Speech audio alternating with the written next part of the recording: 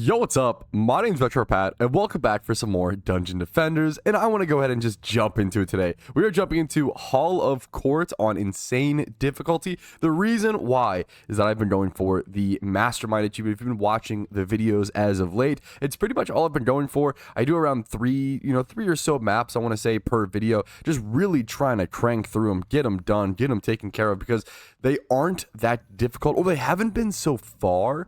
I will say we might reach a point where they become difficult, but thankfully I can crank down the difficulty if that ever becomes a thing. This achievement is definitely something of an inevitability based on my character stats and my basic understanding of the game. But really, I'm on hardcore mode though, so I do have to actually speed things up a little bit. I probably should not over relax, but what was I trying to say? Only 2% of people, which is crazy. Like, it's not the hardest achievement in the world to go for the most part. Only 2% of players have it, which I think is kind of crazy. And I really think it's crazy. Like, I don't know if it's because maybe only players, who really took Dungeon Defenders seriously stuck around, and people that, people just move on from the game, which I think is very, very common and very, very normal.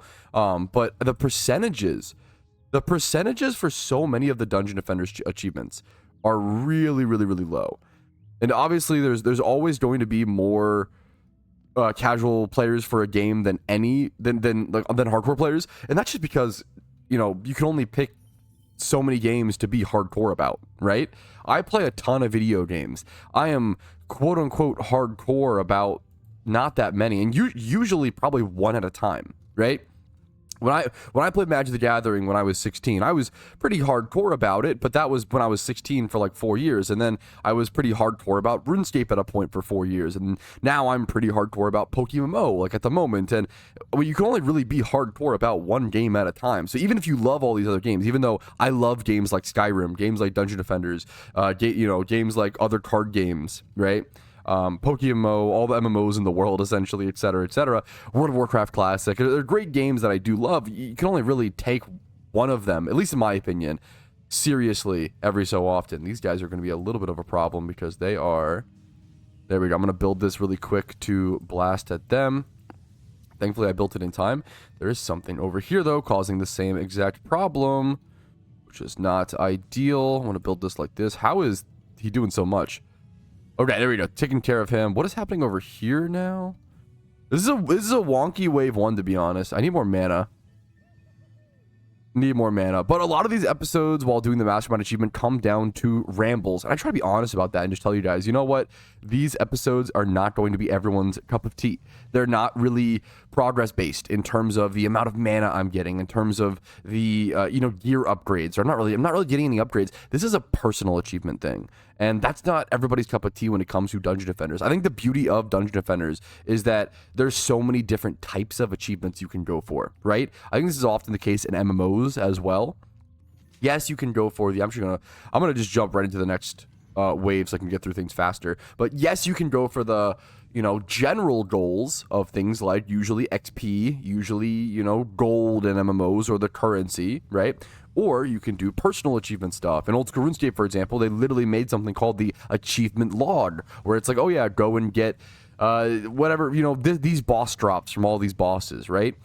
Players have been doing that in video games for decades.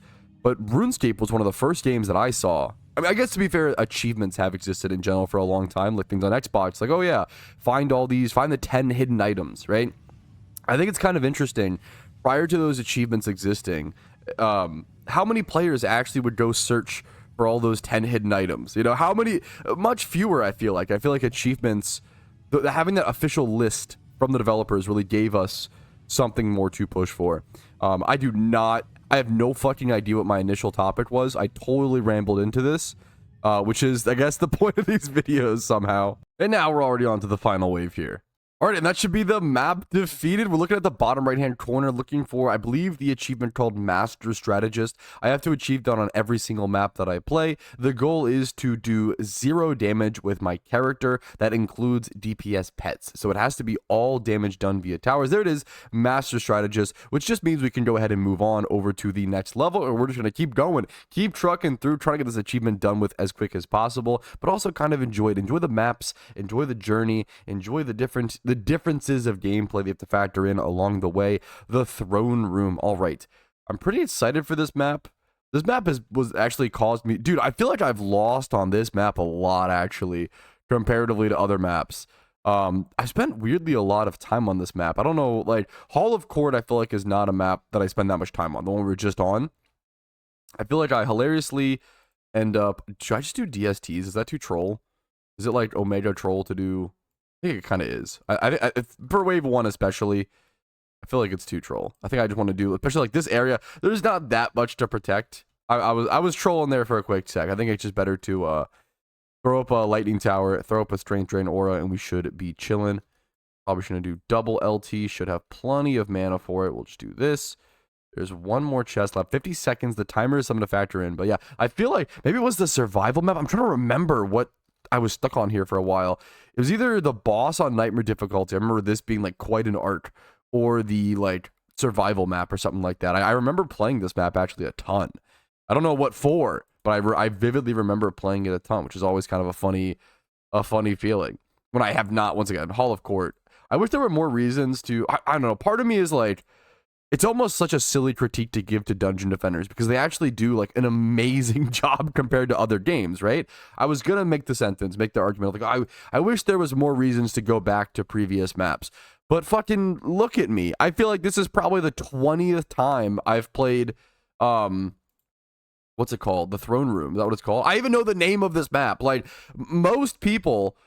For most video games, not people, most video games, right? You play the storyline and you never go back to it ever again. There's like never a reason, or if you do go back to it, you're just doing it for like pure fun reasons. Like, yes, I do go back and I play Crash Bandicoot 2 like every year, right? But that's because I love the game and it's like a fun little thing, right? How many games are you incentivized for efficiency reasons or for achievements or things like that to go back to previous levels?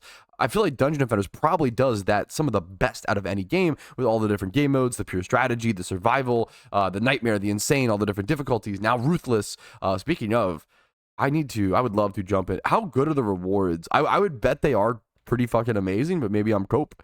I would love to see the rewards from ruthless and just how much better they get, and maybe that's the way I really start upgrading my gear in such from this point forward. But let's focus on this achievement first things first. People ask me all the time, like while I'm doing something, what's the plan for the next thing? And I usually have a notepad of like, with Dungeon Defenders, I have a notepad of goals, right?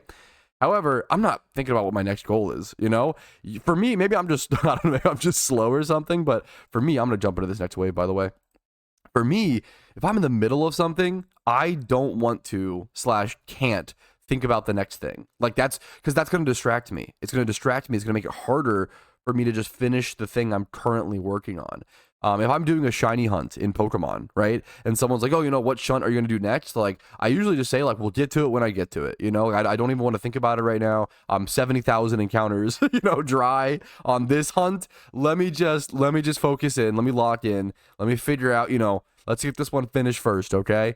And then we'll move on. I was honestly hoping to be able to get stuck on that. I guess that'd be annoying for practical purposes, but now that I'm chilling on this map, I feel like it'd be so funny to be able to stand on this Chandelure. But, anyways, my point being, one goal at a time. One goal at a time. All right, and one more minion here. This should be the boss. I'm curious to see how quickly he gets killed. There is some way, I literally always forget it. There is some way to determine which side the boss is on every single time. I think it's like he's always on the left, but I don't know which is left from which left, Let's see. He is on this side. So I actually I didn't build a DST over there. I built a DST over here looking this way. So I'm going to go sell this one. Wait, how can I remember this? Let's say, so looking from this crystal, he's left. Okay, so looking towards the map from the first crystal. Gotcha. He comes from the left. I'm going to try to remember that. Hopefully in the future, maybe one day. There's some item drops, nothing super relevant, obviously. Looking for that Master Strategist achievement in the bottom right. That is the most important thing when we defeat these maps. I really try to like stick around and watch for that, because in the off chance that I, alt-tabbed back in and misclicked and attacked a minion, like, show it to me, flawless victory. There it is. Okay, I was a little stressed, which it would be fine to just go ahead and replay that map, and it's honestly just not a big deal. But there's that fear of I don't want to not remember, because the really shitty thing would be to have missed one map, right? To have missed one map